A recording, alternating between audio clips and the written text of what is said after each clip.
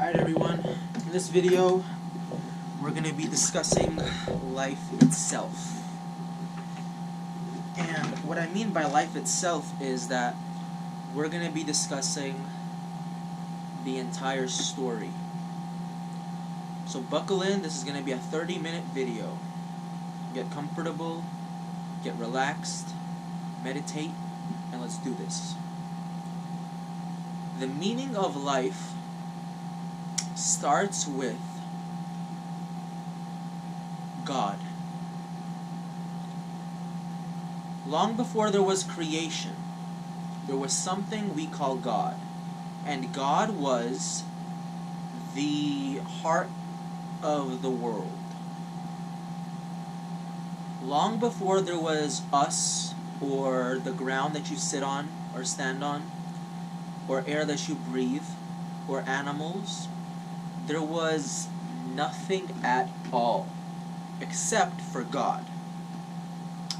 Now God had a thing about him which made him different from us. Here's what it was. He didn't look like anything. He didn't take up space. He was essentially invisible, formless, and he never had a shape or a look to him, and that's why he hasn't revealed himself yet in any direct way. So God had this idea that he wants to create something, because he's all powerful, but he can't do one thing, which is reveal himself. That's his only limitation. Who says God is limitless or limitationless? God can't reveal himself because he takes up no space. And if he did, then you would confuse him with creation. So that's the difference between creation and creator. All of creation takes up space, physical space, mental space, and spiritual space. While God doesn't take up any space, you take up space in all three of the planes. So God came around and said, I want to create a world. I want to do something. So he boomed the worlds into place. Who's to say there is only one world? Well, there's only one world, but there's many segments that make it, many parts to it, many universes. And these universes, they combine to make the entire world. Now, the world is completely,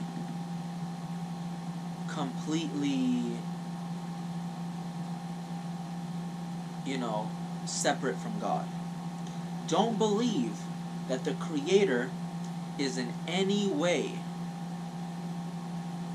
like creation. Again, he doesn't take up space, and that's how you know. If something doesn't take up space, it's the Creator. If it does take up space, it's the creation. End of story. Now the thing is that you can't take up space. You can't see something that doesn't take up space in the physical. You can't perceive any emotion or energy that doesn't take up space in the mental and in the spiritual. And you can't perceive any thought that doesn't take up space in the mental. You can only perceive stuff that takes up space. That is the limitation of you. So you can't see God, you've never talked to God, you've never seen God. That is how it is. Now, what does life come down to?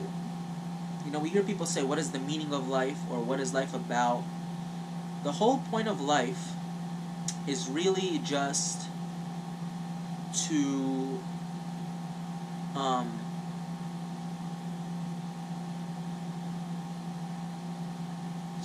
the whole point of life is to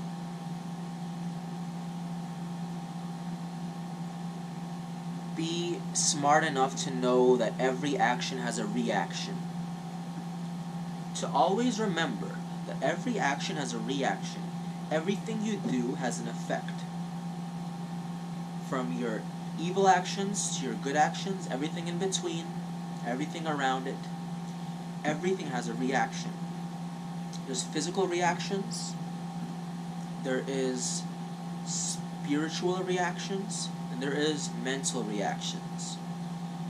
And these reactions, really, they kind of keep stuff going. And when you realize that you are an immortal being with a soul, hence spiritual, you are a mental being with a mind, and you're a physical being with a body, you can start to break things down, and you see that you're eternal. You have lived lives before this one. You will live lives after this one, and you will remain. Your very essence will remain. Your very own whole entire being, who you are. That's right, your soul will go on. You'll get a new mind, you'll get a new body, but who you are, what you've accumulated, how you've become to be will go on. This is the big secret. We are all eternal beings, living spiritual, physical, mental lives. So to those of us who say, well, how do you prove to yourself that I'm a threefold being? How do you prove to yourself that you're a threefold being? Well, just talk. Talk and hear yourself. Literally, talk with your vocal cords and hear yourself. What you're going to notice is that you talk with your senses, so you hear them. The information that you're talking about is being put out by your soul, your body is making the noises, and your mind is hearing it. So think about how stupid that is. Not only do you hear yourself, not only do you talk, you also hear yourself. This means you're a twofold being. You talk out loud and you hear yourself talk. You say something and you understand what it is you're saying. Isn't that stupid? And at the same time, your body makes vibrations too. It makes noises. Your body is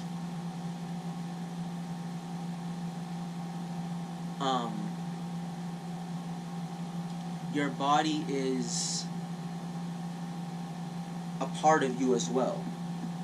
So you have your physical body, the five senses.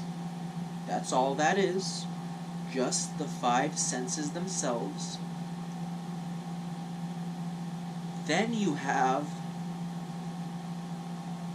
your mind and your soul. So your mind is what hears you talk,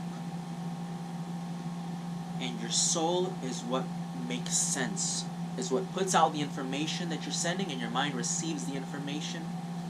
So it's almost like a soul and mind go hand in hand to make a spirit. But one is a giver and one is a receiver. Soul is the giver of info, mind is the receiver of it. The same is true for all people. All people have a soul, a mind, and a body while incarnated. While not incarnated, they just have a soul. Then they get a mind and a body. So cause and effect, you reap what you sow, is the entire story here. Everything goes back to it. From your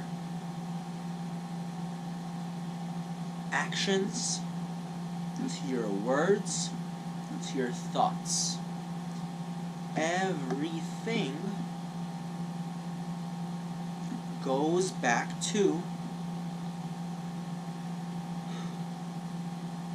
your 3 ways of acting: physically, mentally, spiritually, actions, words, or actions, thoughts, words. If you can learn to act properly at all times, you will have found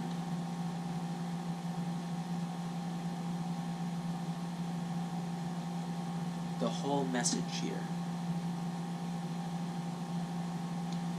If you can learn to act the proper way, the way that you need to act, you will inevitably find success.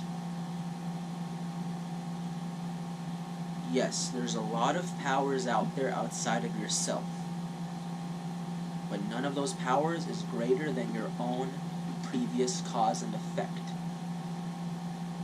For we are here on this planet not by our own choosing, but by our own consequences. And when I say consequences, consequences can mean good or evil. They can mean bad or good, pleasant or unpleasant. So the result of your previous actions have placed you in the body, the place, and the situation that you are in right now.